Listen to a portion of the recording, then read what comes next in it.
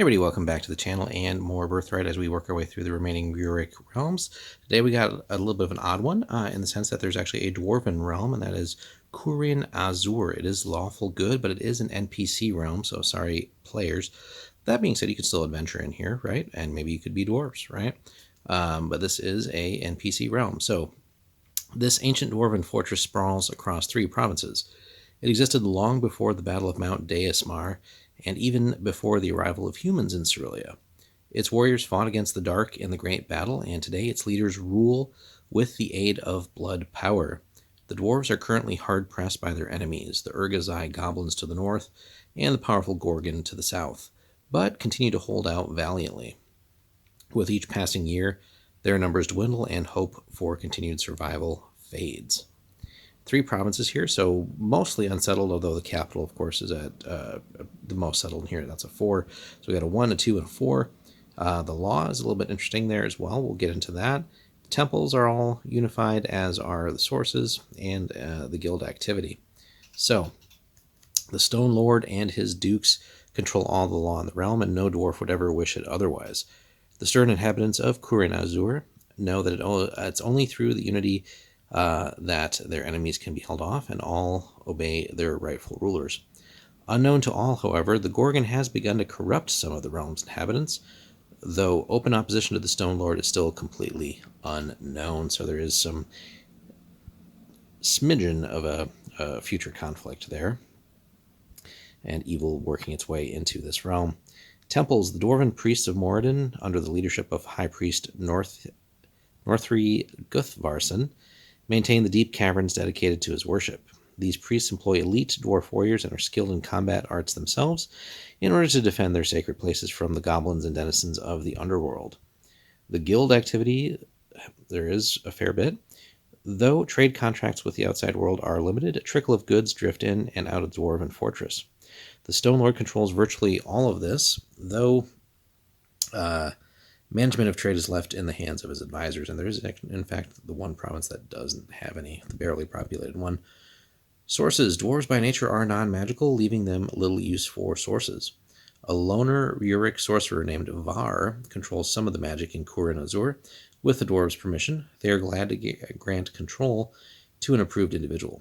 Though the realm's caves and mountain peaks contain enormous magical potential, which the Gorgon and other enemies of the dwarves would be happy to control for themselves. Now, they got a pretty sizable little army here compared to the size of the realm itself. So, and it can be expanded to include every able-bodied dwarf in the realm, but the Stone Lord's standing force consists of 3 of the infantry, 1 unit of guards, which is very elite, 3 of crossbows, which again are also superlative missile units if we're playing the battle format, and 1 unit of miners, which is pretty cool too, and really, could easily double it essentially to make it like every able-bodied dwarf, right? So fairly sizable, and again, 1 for 1, the dwarf units are the equal of anybody else, and certainly will plow through most like goblins and stuff like that. The hereditary monarch of Khurin-Azur is known as the Stone Lord. Since the destruction and rebirth of the gods, the descendants of Rudrick Stonesoul have ruled the realm. The current Stone Lord is an ancient scarred dwarf warrior named Tjorgrim, and another just insanely high-level guy here, level 15 fighter, major bloodline of Rainier, 26 and lawful good, who has seen his kingdom through numerous battles with goblins, orogs, and the minions of the Gorgon. He is old and weary, however ready to make his peace with eternity, and prepared to pass rulership to his nephew Hrothval. Chief Lieutenant is the dwarf berserker Rundvi. Ferocious in battle, Rundvi is nonetheless a skilled assistant who is well versed in the needs of the kingdom. On occasion, he turns important aspects of his realm's maintenance to his nephew, Hrothval, who will one day succeed him as king. So then we get a little bit of stats on some of these guys here. So Hrothval is a level 8 fighter already, small bloodline, but still also lawful good.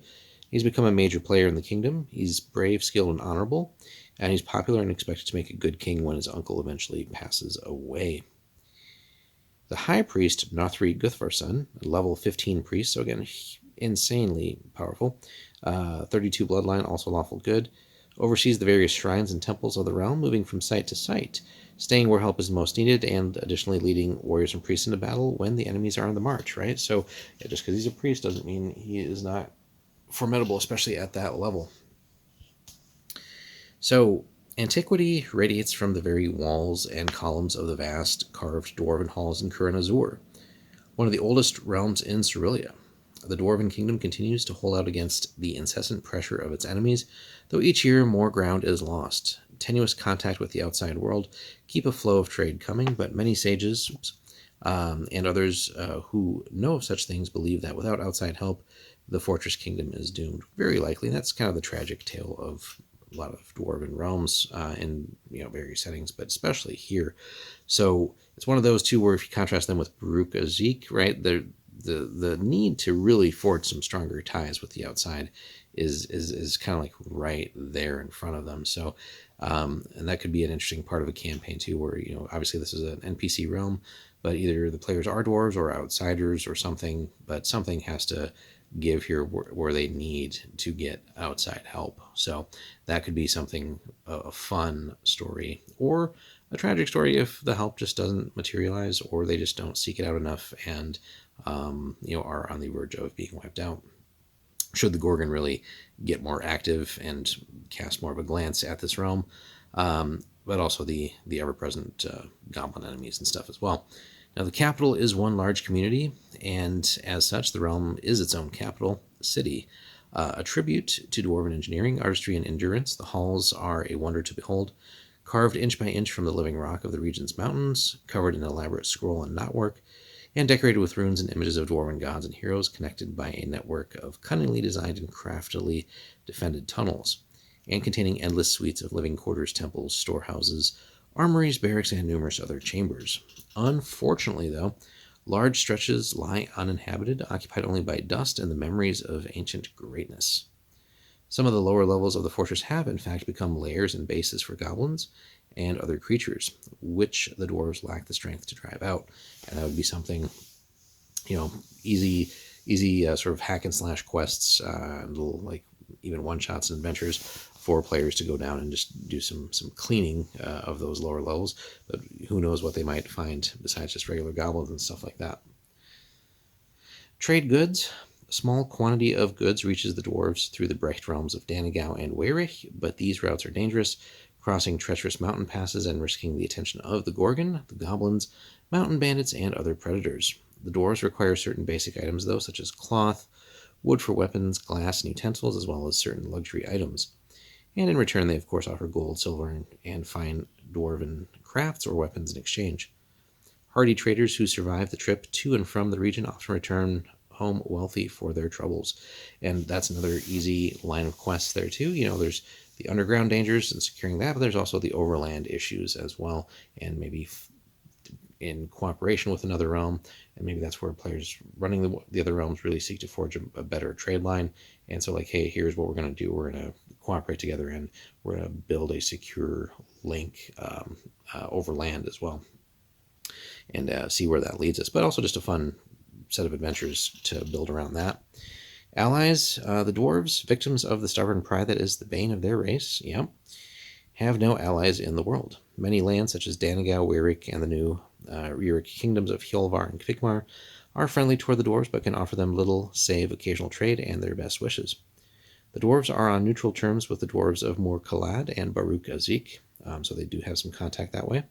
So even amongst other dwarves, certainly Mor-Kalad is its own separate story, but really Birthright, you would think, hey, like, we're one of the few dwarf realms left, maybe we should cooperate, at least, among the same species, but there's just always issues. So if Khurin-Azur chose to open diplomatic channels with either group, their efforts would probably be greeted warmly. However, they must choose an alliance carefully. The dwarves of Birthright and Mor-Kalad are sworn enemies.